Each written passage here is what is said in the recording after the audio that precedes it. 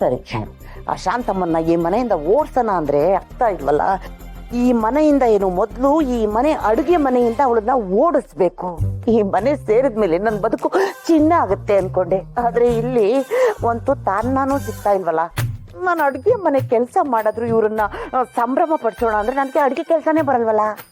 ಪಲಾವ್ ಮಾಡಕ್ ಹೋದ್ರೆ ಬಜ್ಜಿ ಆಗುತ್ತೆ, ರಸಂ ಮಾಡಕ್ ಹೋದ್ರೆ ರಸಾಯನ ಆಗುತ್ತೆ. ಏನ್ ಮಾಡ್ಲಪ್ಪ, ಹೋಗ್ಲಿ ಯೂಟ್ಯೂಬ್ ನೋಡ್ಕೊಂಡಾದ್ರು ಅಡುಗೆ ಮಾಡಿ ಅವ್ರಿಗೆ ಬಡ್ಸೋಣ ಅಂದ್ರೆ ನನ್ನೇ ಬೋಡ್ದು ಓಡಿಸ್ಬಿಡ್ತಾರ ಅವರು. ಯಾಕೆಂದ್ರೆ ಇಲ್ಲಿ ನೆಟ್ವರ್ಕು ಇಲ್ಲ, ನಾನು ಯೂಟ್ಯೂಬ್ ನೋಡ್ಕೊಂಡು ಅಡುಗೆ ಮಾಡೋಕ್ಕೂ ಆಗಲ್ಲ. ಏನು ಮಾಡಲಿ ಏನು ಮಾಡಲಿ.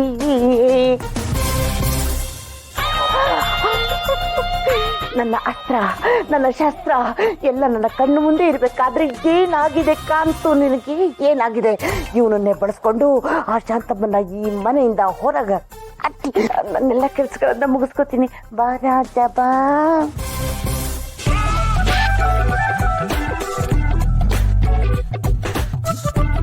ಯೋಗ ಪಟ್ಟು ಬಾ, ಬಾ ರಾಜ ಬಾ. ಯೋಗ ಪಟ್ಟು ಬಾ. ಸಾರಿ ಸಾರಿ ಯಾಕೆ? ಥ್ಯಾಂಕ್ಸ್. ಥ್ಯಾಂಕ್ಸಾ? For what? ಆಗಾಗ ನೀವು ನನ್ನ ಎದುರಿಗೆ ಹೀಗೆ ಸಿಗ್ತಿರಲ್ಲ, ಅದಕ್ಕೊಂದು ಥ್ಯಾಂಕ್ಸ್. ಇತ್ತೀಚೆಗೆ ನನಗೆ ಕನಸು ಬೀಳಕ್ ಶುರುವಾಗಿದೆ, ಅದಕ್ಕೆ 2 ಥ್ಯಾಂಕ್ಸ್.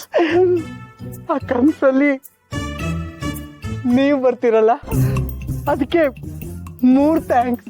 ಆಮೇಲೆ ಸಾಕು, ಸದ್ಯಕ್ಕೆ 3 ಥ್ಯಾಂಕ್ಸ್ ಸಾಕು.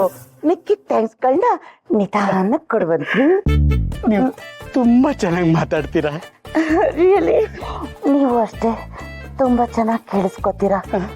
ನನಗೆ ಯಾರಾದ್ರೂ ಕೇಳಿಸ್ಕೊಳ್ಳೋರು ಸಿಕ್ಕರು ಅಂದ್ರೆ ಮಾತಲ್ಲಿ ಮುತ್ತಿನ ಹಾರ ಹಾಕ್ಬಿಡ್ತೀನಿ ಕೊರಳಿಗೆ. ಹಾಕಿ. ಏನ? ಅದೇ ಮುತ್ತಿನ ಹಾರ. ಅಯ್ಯೋ, ನಾನು ಹೇಳಿದ್ದು ಅದಲ್ಲ. ಹಾರಕ್ಕೆ ಕುರಿ ಇವಾಗ್ಲೇ ಹಾರ ಕೇಳ್ತಾ ಇದೆಯಲ್ಲಪ್ಪ, ಏನ್ ಮಾಡ್ಲಿ? ಯಾಕೋ ಮೌನವಾಗ್ಬಿಟ್ರಲ್ಲ ನೀವು? ಅದು ನೀವು ಮಾತಾಡ್ತಾ ಇದ್ರೆ ನನ್ಗೆ ಕೇಳಿಸ್ಕೊತಾನೇ ಇರ್ಬೇಕು ಅನ್ಸುತ್ತೆ.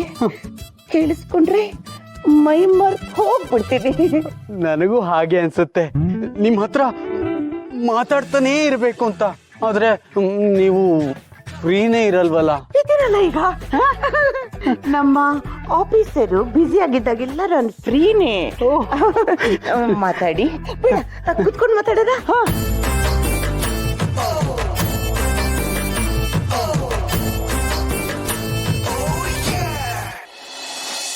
ಅದನ್ನ ಅಣ್ಣ ನಂಬೋದಿಕ್ಕೆ ಬಲವಾದ ಸಾಕ್ಷಿನೇ ಬೇಕು. ನಾನು ಅದನ್ನೇ ಯೋಚನೆ ಮಾಡ್ತಾ ಇದ್ದೀನಿ. ಬೆಳಗ್ಗೆ ಅಷ್ಟೊತ್ತಿಗೆ ಏನಾದ್ರೂ ಒಂದು ಉಪಾಯ ಹೊಳ್ದೆ ಹೊಳಿಯುತ್ತೆ, ಮಾಡೋಣ.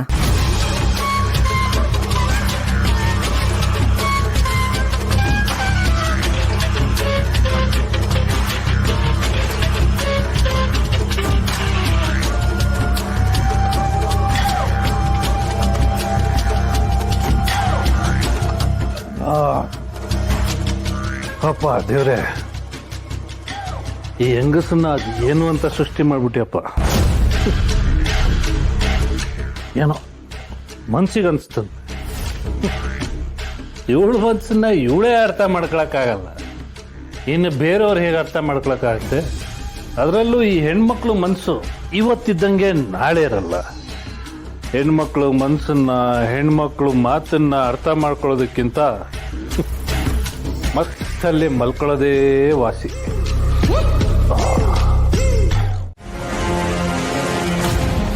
ನಮ್ಮಪ್ಪ ಇರಲಿಲ್ಲ. ಮತ್ತೆ ಎಲ್ಲಿದ್ದಾರೆ?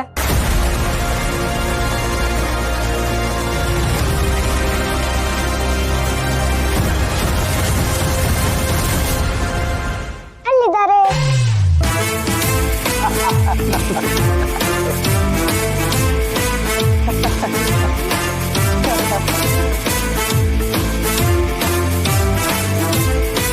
ಇಷ್ಟ ತನಕ ನಮ್ಮ ಅಪ್ಪ ಇರಲಿಲ್ಲ, ಈಗ ಬಂದ್ರು. ಯಾಕೆ ಪುಟ ಇಷ್ಟೊತ್ತು ಏನಾಯ್ತು? ಏನಿಲ್ಲ ಅಳಿ ಅಂದ್ರೆ, ಈ ಮುತ್ತು ಒಂದೊಂದ್ಸರ್ತಿ ಚಿಕ್ಕ ಮಗು ಆಗ್ಬಿಡ್ತಾನೆ. ಜಾಡ್ ಬೆದ್ದು ಅಂತಾರಲ್ಲ ಹಾಗೆ.